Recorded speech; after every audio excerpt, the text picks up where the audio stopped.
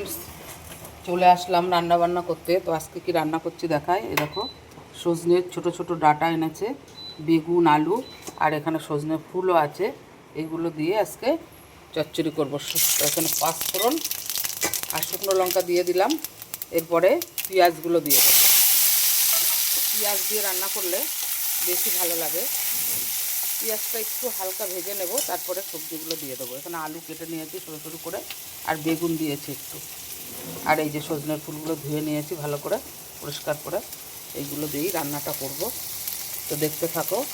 পেঁয়াজটা ভাজা ভাজা হয়ে গেছে, এবার এই সবজিগুলো দিয়ে দেবো। সবজিগুলো দিয়ে একটু নাড়াচাড়া করে তারপরে ফুলটা দিয়ে দেবো। ঢাকা দিয়ে দেবো, একটু নরম হয়ে যাবে। এই সময় একটু লবণ দিয়ে দেবো,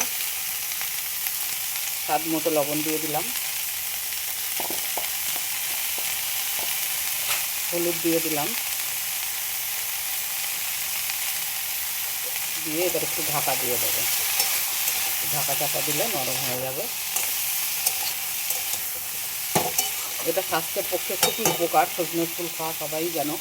যেহেতু বসন্ত রোগের জন্য আমরা সবসময় মনে করি সিজনের এই ফুলটা, এই ডাঁটা খেলে খুবই উপকার। ঢাকা চাপা দিয়ে দিলাম। সবজিগুলো মজে গেছে, এবার এখানে সজনের ফুলটা দিয়ে দেবো।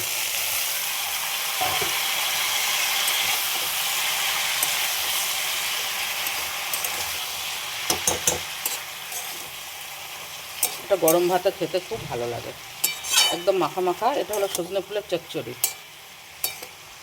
সব কিছু দিয়ে, সবজি দিয়ে, একটু বেগুন, আলু আর পেঁয়াজ দিয়েছি, আর সজনের যে ছোটো ছোটো ডাঁটাগুলো, কচি ডাঁটাগুলো আবারও একটু মুছতে দেবো। আর তার আগে দিয়ে দেবো এখানে অল্প একটু সর্ষে বাটা আছে, সেটা দিয়ে দেবো। যেহেতু চচ্চড়ি, তো একটু সর্ষে বাটা দিলাম।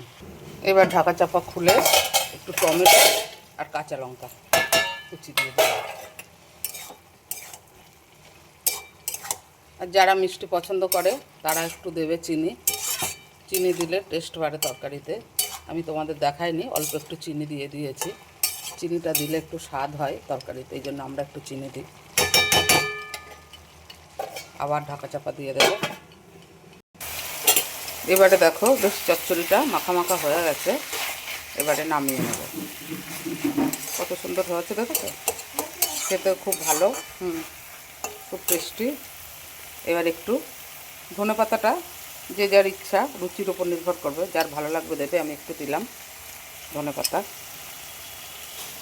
ধনেপাতাটা দিয়ে নামিয়ে নেব। খুব ভালো লাগে গরম ভাতে এটা খেতে, আর খাওয়াও তো স্বাস্থ্যের পক্ষে খুবই ভালো। ধনেপাতা দেওয়া হয়ে গেছে।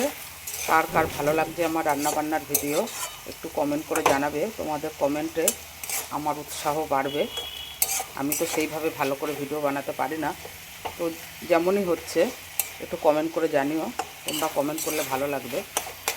তো ঠিক আছে, আজকের মতো রাখি। তাহলে হয়ে গেছে আমার রান্নাটা।